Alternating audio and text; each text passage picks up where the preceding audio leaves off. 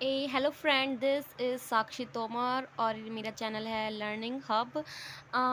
मैं इस वीडियो में आपको 4.2 exercise class 12th chapter number 4 का मैं क्वेश्चन नंबर 1 करवा रही हूँ। इस वाले क्वेश्चन को मैं एज आ गेम करवाऊँगी। मैं सारे ही क्वेश्चन गेम की तरह करवाऊँगी।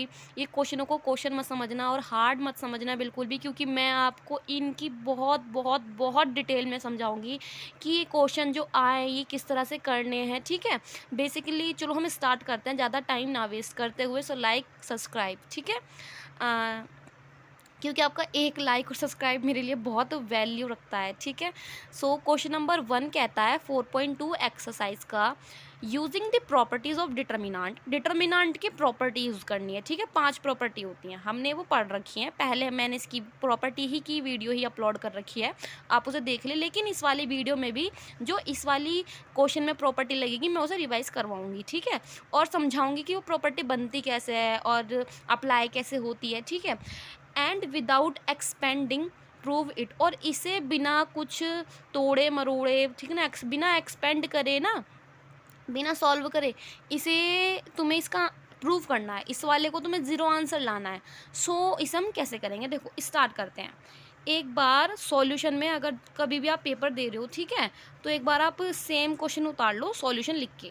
ठीक है, ये वाला क्वेश्चन दोबारा उतारो, रीराइट करो बिल्कुल सेम। ठीक है, एक बार मैंने क्वेश्चन दोबारा रीराइट करा, अच्छा लगता है, एक स्टेप बढ़ जाता है क्योंकि हमारा। ठीक है, ओके। अब प्रॉपर्टी मैं आपको समझाती हूँ इसमें कौन सी प्रॉपर्टी यूज़ करनी है। सबसे पहली बात, जब भी आपको कोई ऐसा डिटर्मिनांट दिखे जिसमें एक सिंगल लाइन है, ये भी सिंगल लाइन है, लेकिन ये डबल लाइन दे दी, मतलब कि लाइन तो ये कॉलम तो ये एक ही है, लेकिन इसमें दो दो एलिमेंट है। क्या है? दो दो एलिमेंट है। क्या है? दो दो एलिमेंट है। तो इनको ना इन्हें दो डिटर्मिनांट बनाओ। कैसे कर सकते हैं?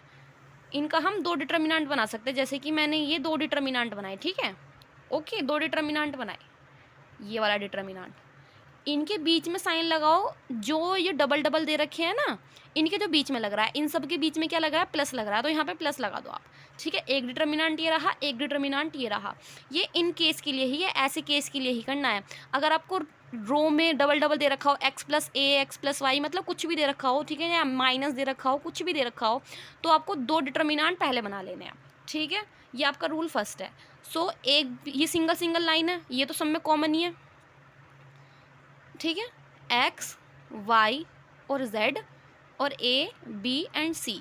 ठीक है, ये दोनों लाइन दोनों में सेम उतारो। ठीक है, इसमें भी ये वाली सेम उतरेगी। ठीक है, X Y Z A B C. ठीक है, अब इसमें थर्ड लाइन और इसमें भी थर्ड लाइन लिखनी है हमें, कॉलम लिखनी है हमें, थर्ड कॉलम। इस वाले में थर्ड कॉलम लिखोगे आप, ये पहली वाली कॉलम एक्स वाई जेड। क्या लिखोगे? X Y Z. ठीक है, और दूसरे वाले में ये दूसरी वाली लाइन लिखोगे, मतलब दूसरी वाली कॉलम, मतलब कॉलम तो ये एक ही है, लेकिन ये पहला पार्ट की कॉलम हो गई, दूसरे की हो गई। A B C. मैं यहाँ पे लिख दूंगी ए बी सी। सारे क्वेश्चनों में आपको इसी तरह से करना है। जरूर यहाँ पे कॉलम दो दे रखे हैं, क्या पता यहाँ पे दे दे। ठीक है ना, दो कॉलम। आपको एक में आप पहले वाले लिखोगे, फिर दूसरे में आप दूसरे वाले लिखोगे। ठीक है, और इनके बीच में जो साइन होता है वो बीच में लगता ही लगता है।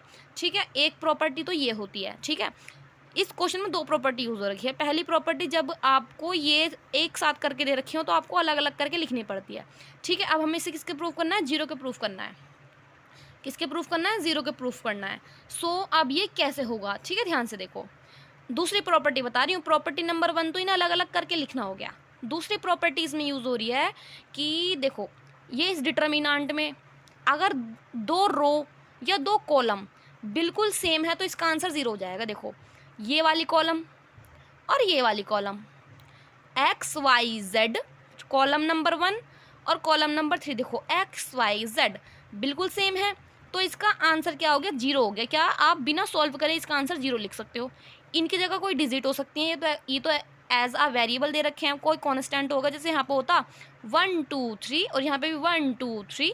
आप बीच में कुछ भी हो, इसे आप सॉल्यूशन करके इसका आंसर जीरो ही आएगा, तो डायरेक्टली आप जीरो पुट कर सकते हो। ठीक है, फिर प्लस का प्लस। ठीक है, डिट्टो जो प्रॉपर्टी इसमें लगी है वो भी इसमें लगी है। देखो, इसमें भी दो कॉलम सेम है, ये वाली ए बी सी और ए बी सी, दो कॉलम सेम है ना, ये वाली कॉलम और ये वाली कॉलम क्या है? सेम है।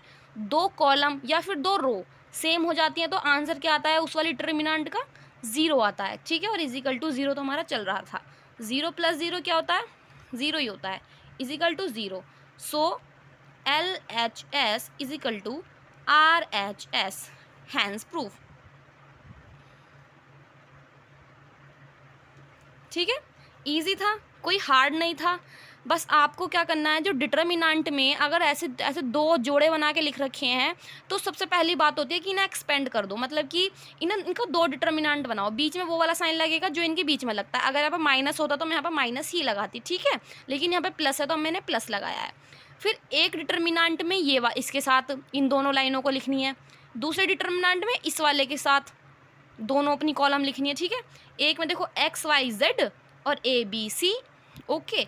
जब दो रो या दो कॉलम, पहली प्रॉपर्टी ने अलग अलग करके लिखना, दूसरी प्रॉपर्टी जब किसी डिटर्मिनेंट के अंदर दो रो या दो कॉलम आपस में बिल्कुल सेम होती है, मतलब कि जुड़वा बच्चे याद कर लो, जुड़वा बहन भाई याद कर लो, ट्विंस याद कर लो, जैसे कि ये ट्विंस और ये भी ट्विंस, ये दोनों क्या है, ट्विंस हैं, तो इसका आंसर क्या होगा, 0 हो गया। ये भी क्या है, ट्विंस हैं, तो इसका आंसर क्या हो गया, 0 हो गया, ठीक है। और हमें यही प्रूफ करना था, इसको हमें 0 को प्रूफ करना था, जो हमने कर दिया। थैंक यू, लाइक करें और सब्सक्राइब करें, क्योंकि एक सब्सक्राइब मेरे लिए बहुत वैल्यूएबल है आपका। Thank you.